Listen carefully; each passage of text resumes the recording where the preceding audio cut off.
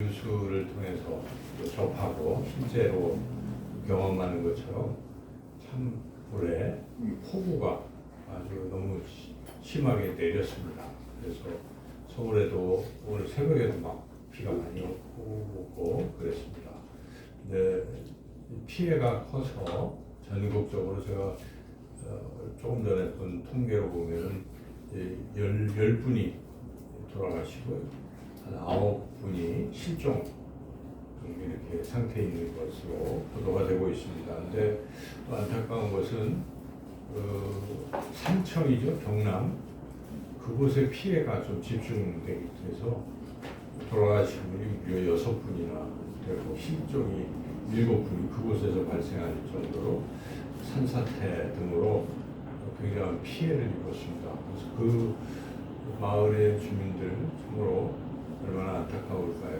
저희들이 참 마음에 안타까움을 느끼고 우리가 더 기도하고 또 작년에 기도하셨지만 복구가 또 잘 되고 또 이제 다시는 이런 일이 일어나지 않도록 우리가 힘써야 되는데요. 이게 인력으로 어려운데 그래도 줄일 방법은 이제 이 원인이 이제 과학적으로 또 이렇게 말을 하는 걸 들어보면 지구 온난화 때문이라고 합니다. 지구 온난화로 따뜻해지니까 옛날보다 더 따뜻해지니까 이제 해수면이 뜨거워지잖아요. 바닷물이 그러니까 증발이 많아지니까 수증기가 많아지니까 비가 이렇게 더 많이 내리는 겁니다. 그래서 이게 한두 해로 끝날 문제가 아니라 점점 심해진다는 데 문제가 있는 겁니다. 내년에도 또 그런 피해가 또 있을 것입니다. 그래서 우리가 이제 지구 온난화는 결국 각자 이기적으로 뭐 탄소를 막 떼고 남이 어쨌든 다른 나라에 어쨌든 내 나라 돈 벌기 위해서 하다 보니까 지구가 뜨거워지는 겁니다. 그러니까 지구가 온난화를 겪고 있는 것인데 그래서 그것 때문에 뭐 아리백 이런 등등 전부 재생에너지 쓰자 하고 하는 세계적으로 그런 거 유럽에서 그걸 중점적으로 하는데 다른 막 공산권이나 이런 쪽은 남을 나라 하는 거죠. 그래서 우리가 이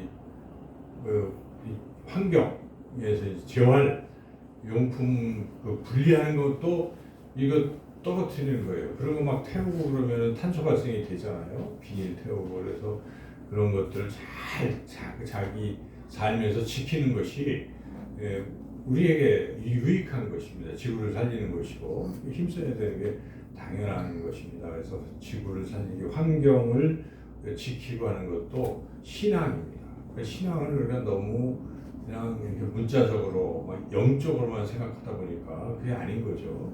삶 가운데 이것을 하나님 만드신 자연을 파괴하는 것이면 안 된다 하고 우리가 몸소 행해야 되는 것이죠.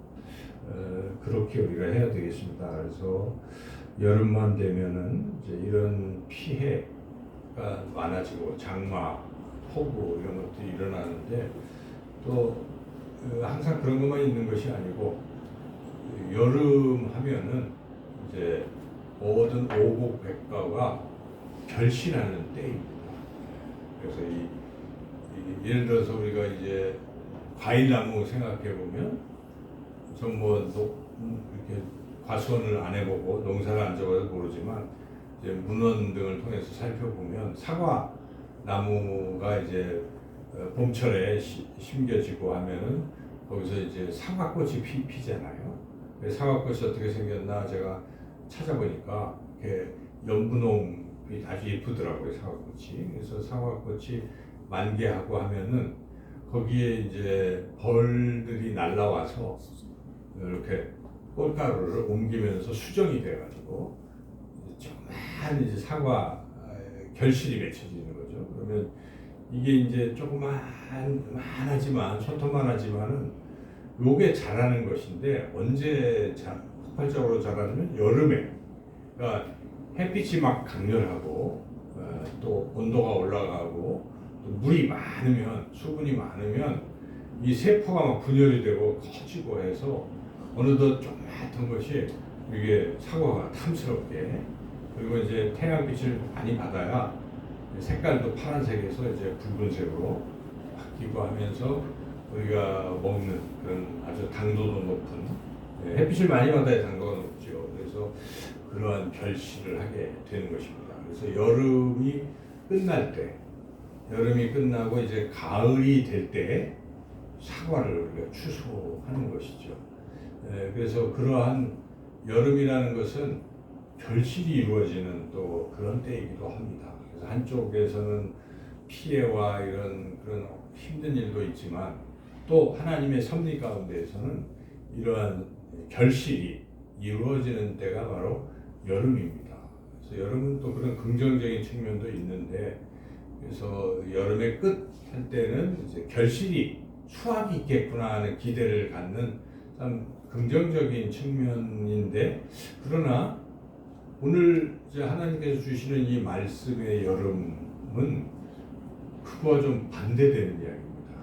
그래서 본문에 보면 여름 과일 한 광주리를 아모스 선지가 자 보면서 일어나는 이런 일은 반대적인 이야기입니다. 그래서 우리 오늘 본문 가운데에 8장 2절 같이 한번 읽어보겠습니다. 그가 말씀하시되 아모스야 내가 무엇을 보느냐 내가 이르되 여름 과일 한 광주리니이다 하매 여호와께서 내게 이르시되 내 백성 이스라엘의 끝이 이르렀은즉 내가 다시는 그를 용서하지 아니하리니. 자, 하나님께서 아모스에게 여름 과일 한 광주리를 보여준 거예요. 이제 이 얘기는 여름이 끝났다는 것입니다. 여름이 끝나고 가을이 오는데, 그런데 이 끝이, 여름의 끝이 곧 이스라엘의 끝이라는 얘기입니다. 그러니까 여름 과일이 이렇게 막 햇빛을 받고 해서 잘 결실이 되는 거와 반대로 이스라엘 백성들의 죄악이 막 그렇게 결실이 된 거예요. 죄악이 커져가지고 드디어 끝에, 죄악의 끝은 하나님의 심판이라는 것입니다. 그래서 여름 끝에 과실이 맺혀지는 그 끝이, 여기서 말씀하신 하나님이 보여주실 때 하시는 것은 이스라엘의 끝이 왔다는 것을 상징하는 것이라는 뜻입니다. 그래서 결국 심판이 임하고 이스라엘이 심판을 받는다는 것을 선지자 아모스에게 지금 보여주고 계신 것입니다. 우리가 이 여름을 생각하고 이제 가을을 맞이하면서 추수의 계절 이제 이렇게 해서 생각하면서도 영적으로 오늘 본문을 생각하면서 인간의 사는 이 세상도 끝이 올 수 있다는 것이고, 이 마지막 때에는 하나님의 심판이 있다는 것이죠. 그래서 때가 항상 계속 우리에게 주어지는 건 아니고 끝이 있다 하는 것을 우리가 분명히 생각해야 합니다. 이제 우리가 9일 모시오기 잔치를 하지 않습니까? 모시오기 잔치가 또 해마다 있으니까 또 하겠지 이렇게 생각하는데 끝날 수가 있어요. 문득 우리 권영숙 권사님이 자녀들을 위해서 늘 기도하시잖아요. 근데 이렇게 덜컥 아프고 입원하고 또 요양병원에 가시고 뭐 그러면서 또 생각이 점점 줄어들고 기억이 줄어들고 하다 보면 자녀들의 구원을 위해서 하는 그 기회가 또 사라질 수도 있다 하는 거예요. 우리가 천년만년 계속 똑같이 사는 게 아닙니다. 덜컥 끝날 수가 있어요. 어느 순간에 다시는 기회가 안 올 수 있다는 것입니다. 영원 구원의 이 추수의 때가 다시 안 올 수도 있다는 것입니다. 좀 심각하게 내년에도 우리가 이 모시오기 잔치를 또 할 수 있을까? 적어도 내 자신이 그럴 수 있을까 하는 생각을 하면서 이게 혹시 마지막 때는 아닌가?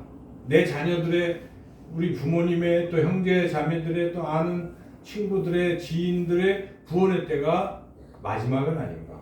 끝은 아닌가? 하는 생각을 해봐야 됩니다.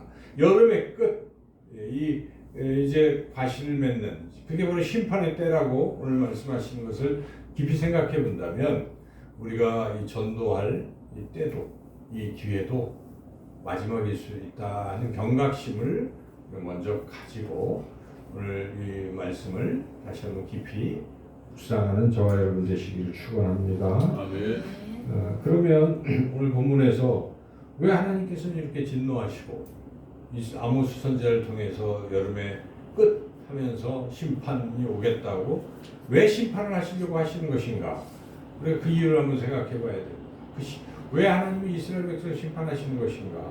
물론 하나님 외에 다른 신을 섬기기 때문에 그럴 수 있지만 오늘 본문만을 놓고 보면 특별히 하나님 주목하시는 것은 그 죄악이 너무 깊기 때문에 그렇다는 것입니다. 이스라엘 백성의 죄악이 무엇인가? 그 죄악의 내용이 4절에서 6절까지 이렇게 나오고 있죠. 이스라엘 죄악 하나하나 우리가 한번 생각해 보겠습니다. 하나님 왜 심판하시고 4절 읽어보겠습니다. 가난한 자를 삼키며 땅에 힘없는 자를 망하게 하는 자들아 이 말을 들으라. 그러니까 권력자들이 힘 있는 자들이 가난한 자들을 도와줘야 될 텐데 도리어 더 삼키고 힘없는 자들을 더 진멸하는 거예요. 자기네들의 탐욕을 위해서 약한 자들을 더 밟는 이런 모습을 하나님이 도저히 참을 수가 없는 것입니다. 하나님의 마음은 항상 약한 사람들에게 있어요. 성경을 읽어보면 하나님은 항상 약자 편입니다. 하나님은 가난한 자, 고아, 당시에 가장 약한 자들의 아버지라고 말씀하시고 하나님이라고 말씀하시고 그들 편에 있는 것입니다. 그런데 세상 사람들은 약자를 우습게 보잖아요. 약육강식이다 해서 강자는 약자를 아주 우습게 합니다. 그런 것을 하나님은 매우 싫어하신다는 것입니다. 오히려 자기에게 준 어떤 것들로 연약한 자들을 돌보고 섬기고 하는 그런 사람들을 하나님 기뻐하신다는 것인데 이스라엘이 그렇게 안 하는 거예요. 오히려 점점 가난한 자를 삼키고 땅의 힘없는 자를 망하게 하는데 그 내용을 지적을 하십니다. 5절 읽어보겠습니다. 너희가 이르기를 월삭이 언제 지나서 우리가 곡식을 팔며 안식일이 언제 지나서 우리가 밀을 내게 하고 에바를 작게 하고 세계를 크게 하여 거짓 저울로 속이며. 자, 이게 월삭이 언제 지나서 우리가 곡식을 팔며, 월삭은 절기죠, 절기. 예, 그래서 우리가 월삭 예배하면은 매월 초에 첫째 주 월요일에 우리가 지금 예배를 드리잖아요, 새벽 예배를. 이런 거예요. 한 달에 한 번씩 하나님께 예배 드리는데 이들도 예배를 드리고 있는 거예요, 월삭. 근데 월삭 때문에 월삭에 관심 있는 게 아니에요. 드리긴 드려요. 빨리 월삭이 기간이 지나서 곡식을 팔아야지. 관심은 곡식 파는 데 있는 것이죠. 또 안식일을 지키긴 지켜요. 근데 그 다음에 돈 벌 걸 또 생각하는 거예요. 안식일이 지나서 우리가 밀을 또 팔고.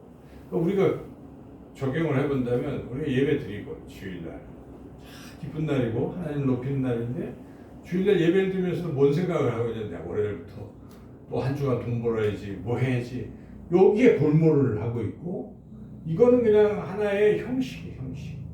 예, 그냥 액세서리 같이 자기 인생에 그냥 하나 지나가는 의례 뭐 그밖에 안 되는 것이고 모든 관심이 돈 버는 데 있다는 것입니다. 이들의 관심이. 그런데 돈을 정상적으로 벌면 그나마 다행이건만 그것도 비정상적으로 버는데 여기 보니까 에바를 작게 하고 세계를 크게 한다는 것은 이제 에바는 저울이에요, 저울. 그래서 저울을 작게 한다는 것은 이제 속이는 거죠.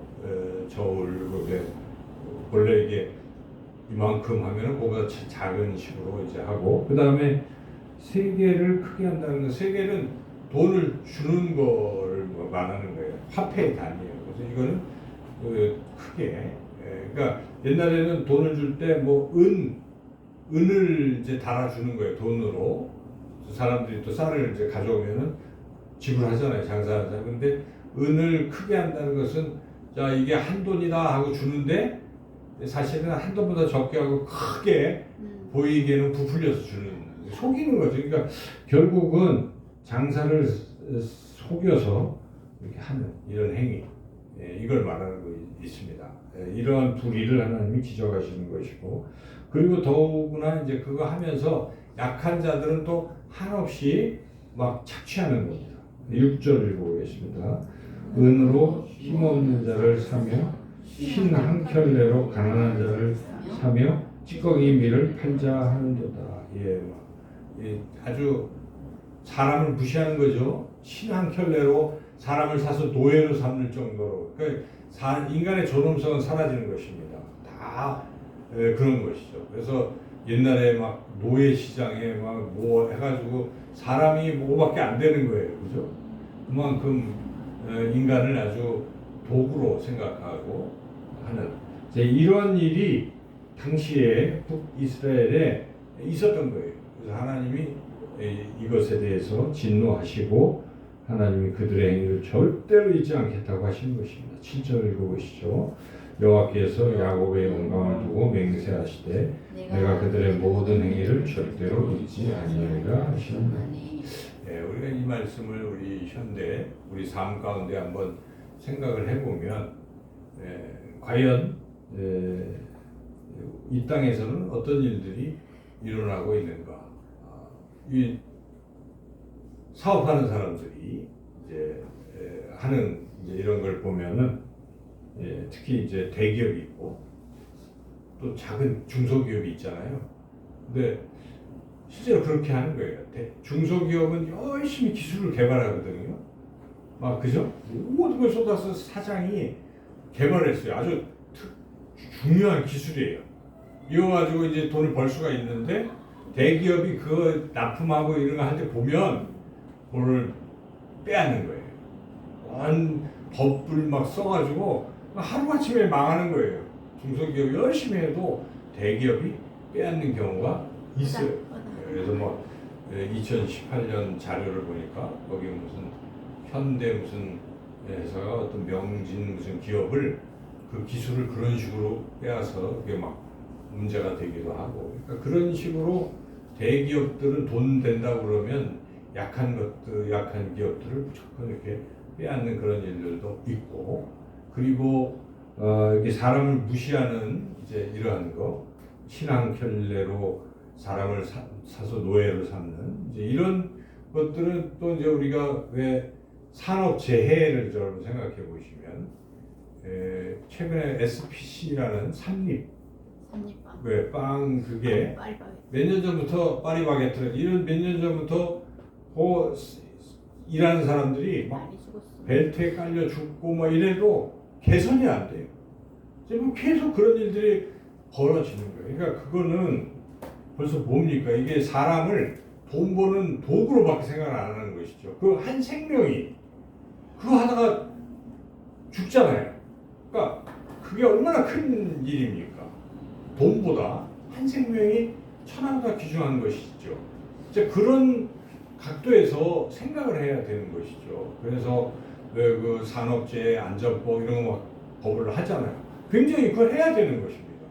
그래야 피해자들 그 법은 다른 게 아니라 그거 하면 사장들이 감옥 가는 겁니다. 그러니까 그거 감옥 안 가려면 어떻게 되겠어요? 안전 철저 돈보다 이거 철저히 하겠죠. 근데 그것 때문에 왜 사장을 벌하냐고 막는 사람들도 있어요. 이상한 거죠.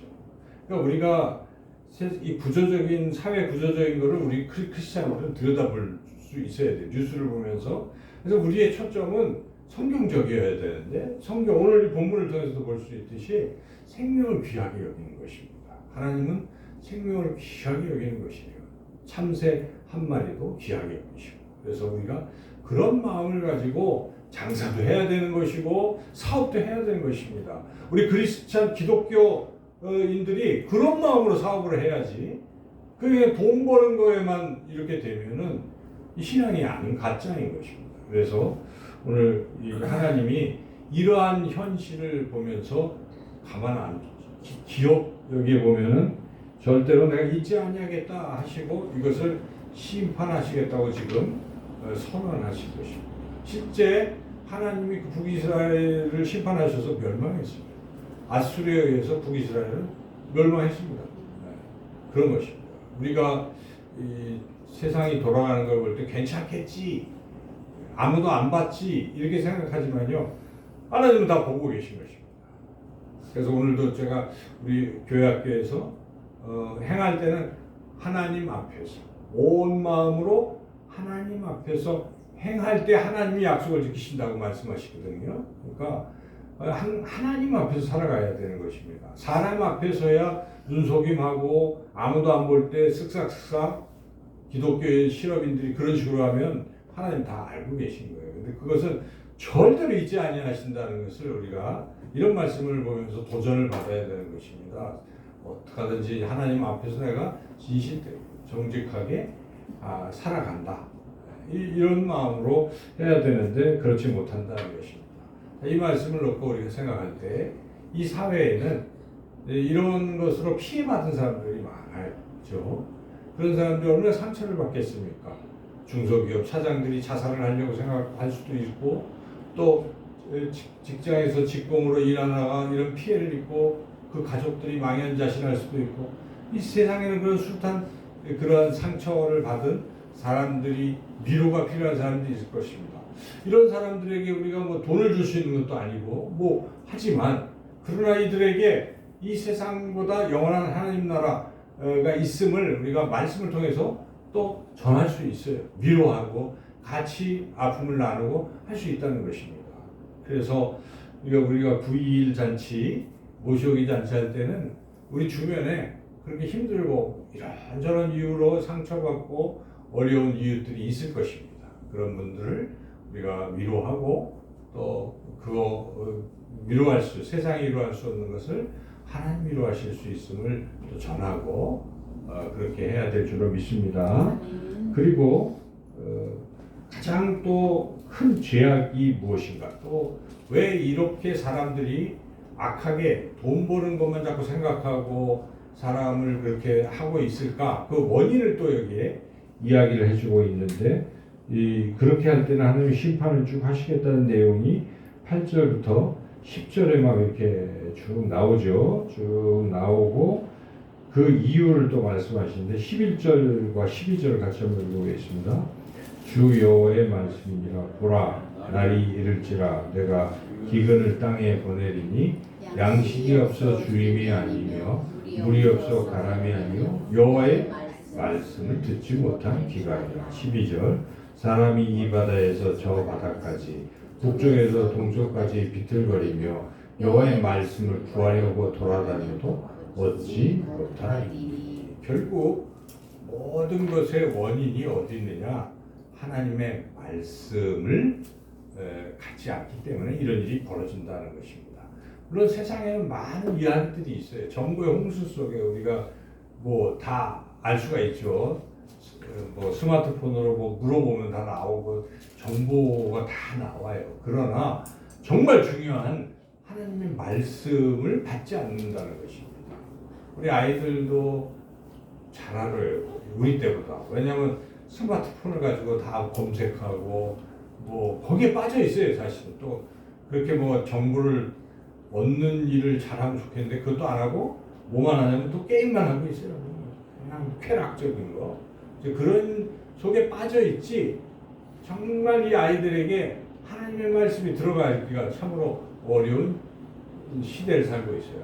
애들뿐만 아니라 우리 어른들에게 있어서 너무나 들을 게 많아요. TV를 틀면은 말씀이 나오니까 거기에는 막 재미나는 이야기, 요새보다 하다못해 TV를 보면은 다 넋이 빠져 있는데 왜 남의 사는 삶을 그렇게 관심을 갖고 있습니까?